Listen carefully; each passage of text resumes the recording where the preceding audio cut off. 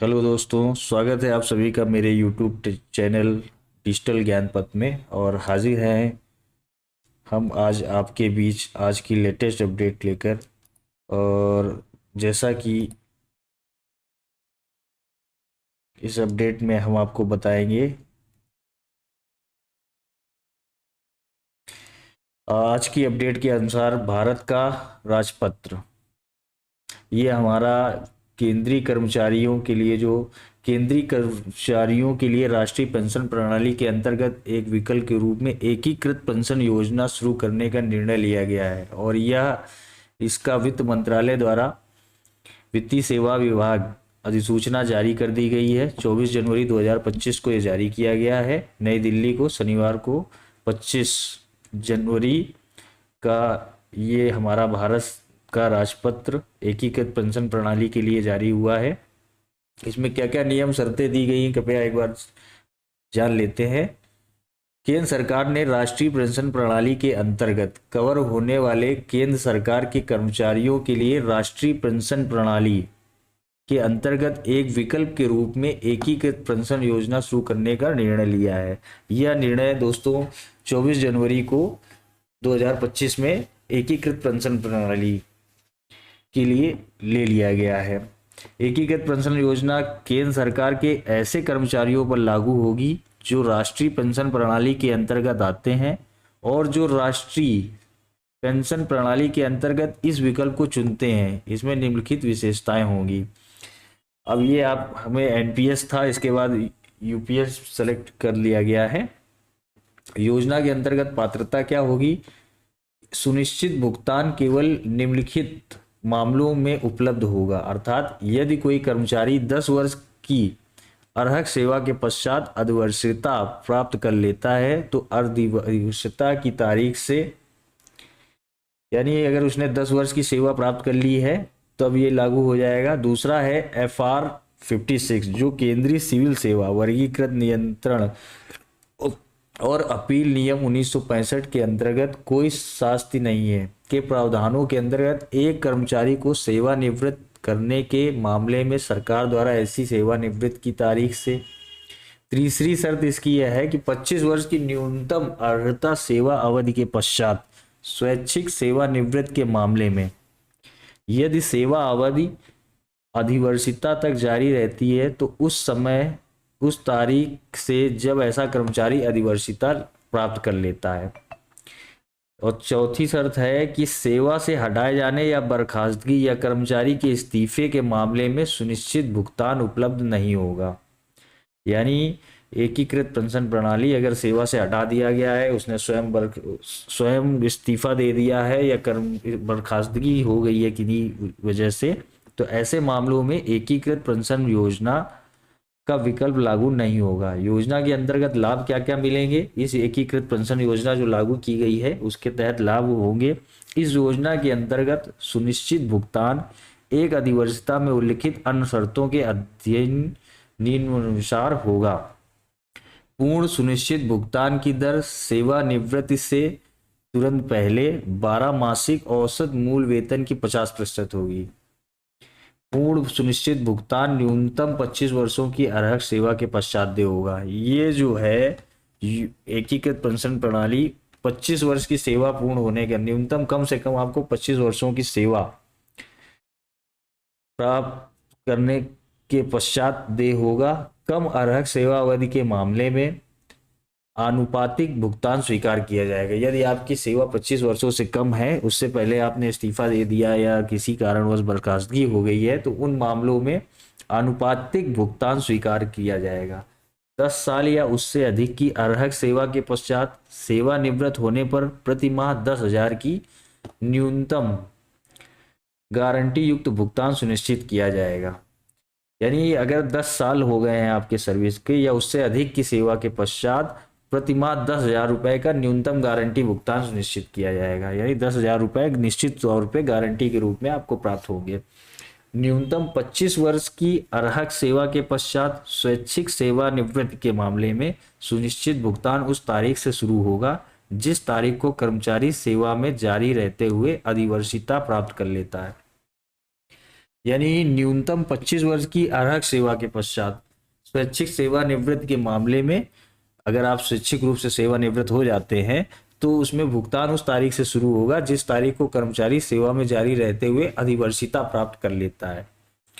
अगला नियम कह रहा है कि अधिवर्षिता के पश्चात भुगतान धारक की मृत्यु के मामले में उसकी मृत्यु से तत्काल पूर्व भुगतान धारक को स्वीकार भुगतान का 60% कानूनी रूप से विवाहित पति या पत्नी यथा अनुप्रयोज्य अधिवर्षिता या स्वैच्छिक सेवानिवृत्त या FR 56 के अंतर्गत सेवानिवृत्त की तारीख को दिया जाएगा। यानी अधिवर्षिता के पश्चात अगर धारक की मृत्यु के मामले में उसकी मृत्यु से तत्काल पूर्व भुगतान धारक को स्वीकार भुगतान का 60% कानूनी रूप से विवाहित पति पत्नी को दिया जाएगा। ठीक है। अगला कह रहा है कि महंगाई राहत सुनिश्चित भुगतान और पारिवारिक भुगतान जैसा भी मामला हो पर उपलब्ध होगी। महंगाई राहत की गणना सेवारत कर्मचारियों पर लागू महंगाई भत्ते की तरह ही की जाएगी। महंगाई राहत केवल भुगतान शुरू होने पर ही देय होगा। महंगाई जो डियरनेस अलाउंस दिया जाएगा वो सुनिश्चित भुगतान और पारिवारिक भुगतान जैसा भी मामला हो पर उपलब्ध होगी और महंगाई राहत केवल भुगतान शुरू होने के पश्चात ही दिया देय होगा। अर्हक सेवा के प्रत्येक पूर्ण 6 महीने के लिए मासिक परिलब्धियां मूल वेतन प्लस महंगाई भत्ता की 10% की दर से अधिवर्षता पर एक मुश्त भुगतान की अनुमति दी जाएगी। यह एक मुश्त भुगतान सुनिश्चित भुगतान की मात्रा को प्रभावित नहीं किया करता है और न करेगा। एकीकृत पेंशन योजना विकल्प के अंतर्गत कॉर्पस 2 निधियों को मिलाकर बनेगा। एक है कर्मचारी के अंशदान और उसी के बराबर केंद्र सरकार के अंशदान के साथ एक व्यक्तिगत कॉर्पस और दूसरा जो है केंद्र सरकार के अतिरिक्त अंशदान के साथ एक पूल कॉर्पस। चलिए दोस्तों, इसी में हम आगे बढ़ते हैं और आगे चलते हैं। इस पे आगे की अपडेट के अनुसार ये बता रहा है कि कर्मचारियों का अंशदान मूल वेतन प्लस महंगाई भत्ता का 10% होगा। इसके बराबर ही केंद्र सरकार का भी अंशदान मूल वेतन प्लस महंगाई भत्ता का 10% होगा। यानी जो आपका मूल वेतन है प्लस महंगाई भत्ता उसमें जोड़ देंगे, उसका 10% केंद्र सरकार देगी और दोनों को प्रत्येक कर्मचारी के व्यक्तिगत कॉर्पस में जमा किया जाएगा। आगे कह रहा है कि केंद्र सरकार उन सभी कर्मचारियों के अनुमानित 8.5% मूल वेतन प्लस महंगाई भत्ता का अतिरिक्त अंशदान की व्यवस्था करेगी। केंद्र सरकार उन सभी कर्मचारियों को 8.5% अतिरिक्त अंशदान की व्यवस्था करेगी जिन्होंने समग्र आधार पर पूल कॉर्पस के स्थान पर एकीकृत पेंशन योजना के विकल्प को चुना है। अतिरिक्त अंशदान एकीकृत पेंशन योजना विकल्प के अंतर्गत सुनिश्चित भुगतान की सहायता के लिए है।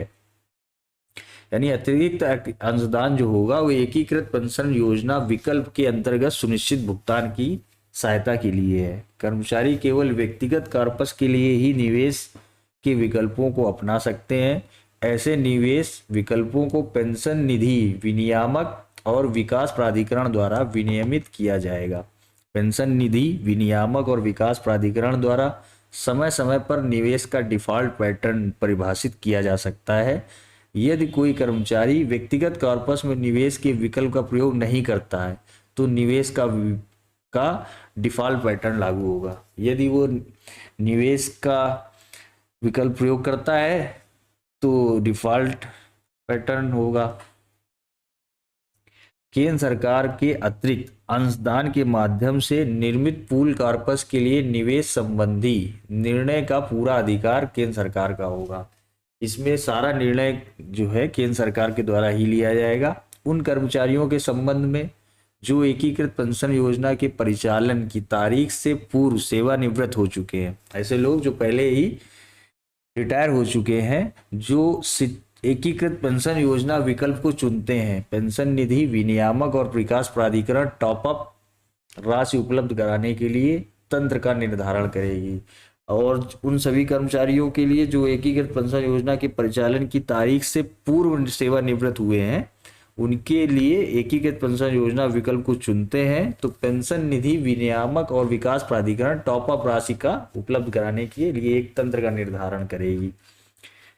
स्पष्ट इस अधिसूचना के प्रयोजन हेतु मूल वेतन में निजी प्रैक्टिस के बदले चिकित्सा अधिकारी को दिया गया गैर प्रैक्टिसिंग भत्ता भी शामिल है। एक ही तीसरी शर्त कह रहा है कि एकीकृत पेंशन योजना के विकल्प के परिचालन में आने की प्रभावी तारीख को राष्ट्रीय पेंशन प्रणाली के अंतर्गत केंद्र सरकार के विद्यमान कर्मचारियों के साथ साथ केंद्र सरकार के भावी कर्मचारी राष्ट्रीय पेंशन प्रणाली के अंतर्गत या तो एकीकृत पेंशन योजना के विकल्प का चयन कर सकते हैं या एकीकृत पेंशन योजना के विकल्प के बिना राष्ट्रीय पेंशन प्रणाली में भी बने रह सकते हैं। यदि वो चाहें तो एनपीएस ले लें या वे चाहें तो अपना यूपीएस सेलेक्ट कर लें। यदि कोई कर्मचारी एकीकृत पेंशन योजना के विकल्प का चयन करता है तो इसके सभी निर्धारण एवं शर्तों को अपनाया गया माना जाएगा और यह एक बार चुने जाने के बाद अंतिम होगा। यदि एक बार आपने यूपीएस को सेलेक्ट कर लिया तो इसके बाद आप उसमें एनपीएस में दोबारा नहीं जा सकते हैं और यदि एनपीएस ले लिया तो आप यूपीएस में नहीं आ सकते हैं।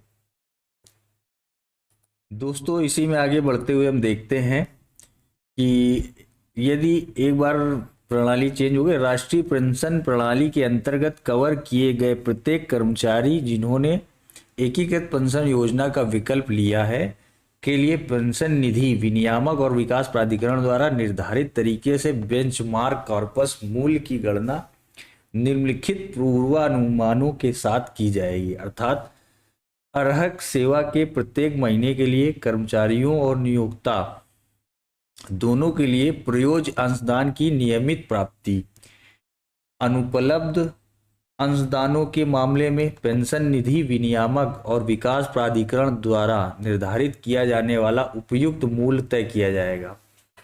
और तीसरा ही है कि ऐसे अंशदानों का निवेश पेंशन निधि विनियामक और विकास प्राधिकरण द्वारा यथा परिभाषित निवेश के डिफॉल्ट पैटर्न के अनुसार किया जाएगा। ठीक है, बेंचमार्क कॉर्पस का निर्धारण होगा। छठवीं शर्त है कि कर्मचारी के निवेश विकल्पों के साथ व्यक्तिगत कॉर्पस में मूल्य या यूनिटों को आवधिक आधार पर ऐसे कर्मचारियों को सूचित किया जाएगा। इसके साथ साथ कर्मचारी के अनुरूप बेंचमार्क कॉर्पस के मूल्य या यूनिटों जिनकी गणना उपरोक्त पैरा 5 के अनुसार की गई है को भी कर्मचारी को सूचित किया जाएगा। अधिवर्षिता या सेवानिवृत्ति पर एकीकृत पेंशन योजना विकल्प के अंतर्गत कर्मचारी की अर्हक सेवा उस कार्यालय प्रमुख द्वारा निर्धारित की जाएगी जहां वह कार्यरत है। यानी अगर कोई सेवानिवृत्ति ले लेता है या अधिवर्षिता की पर एकीकृत पेंशन योजना विकल्प कर्मचारी की अर्हक सेवा उस कार्यालय प्रमुख द्वारा निर्धारित की जाएगी जहां पर वह कार्यरत था।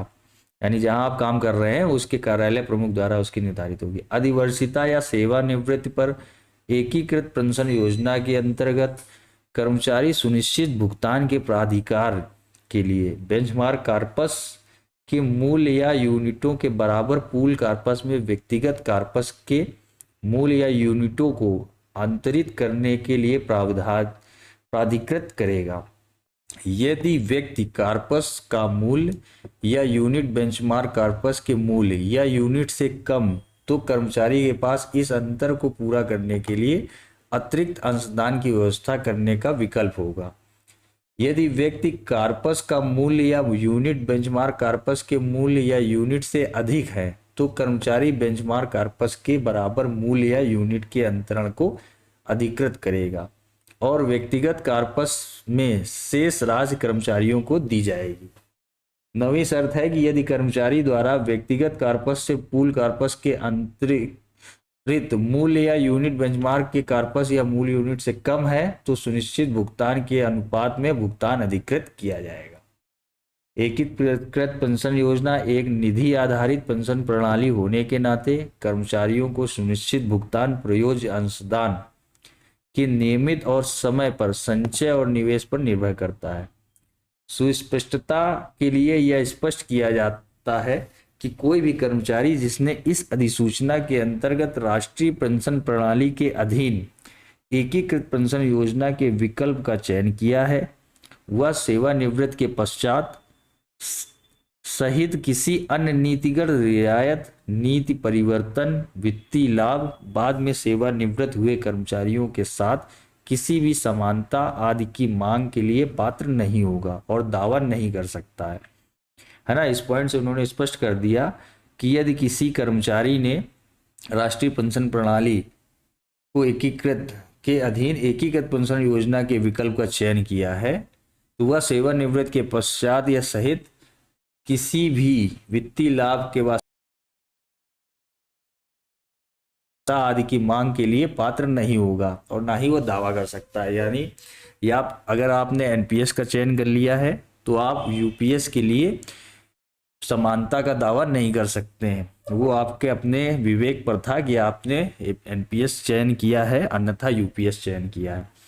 अगला कह रहा है आगे कि एकीकृत पेंशन योजना के प्रावधान उन राष्ट्रीय पेंशन प्रणाली के पूर्व सेवानिवृत्त कर्मचारियों जो एकीकृत पेंशन योजना के परिचालन की तारीख से पहले अधिवर्षिता प्राप्त कर चुके हैं पर भी यथोचित परिवर्तनों के साथ लागू होंगे। ऐसे अधिवर्षिता प्राप्त कर्मचारियों को लोक भविष्य निधि दरों के ब्याज सहित पिछली अवधि के लिए बकाये का भुगतान किया जाएगा।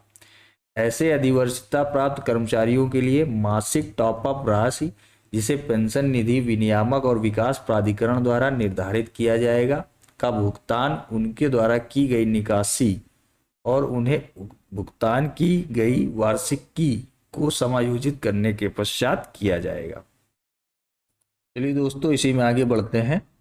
आगे ये बताया गया है कि अधिवर्षिता के समय अनुशासनात्मक कार्यवाही का सामना करने वाले या जहां सेवानिवृत्ति के पश्चात अनुशासनात्मक कार्यवाही पर विचार किया जाता है, ऐसे कर्मचारियों के लिए एकीकृत पेंशन योजना विकल्प के अंतर्गत सुनिश्चित भुगतान के बारे में प्रावधान अलग से अधिसूचित किया जाएगा।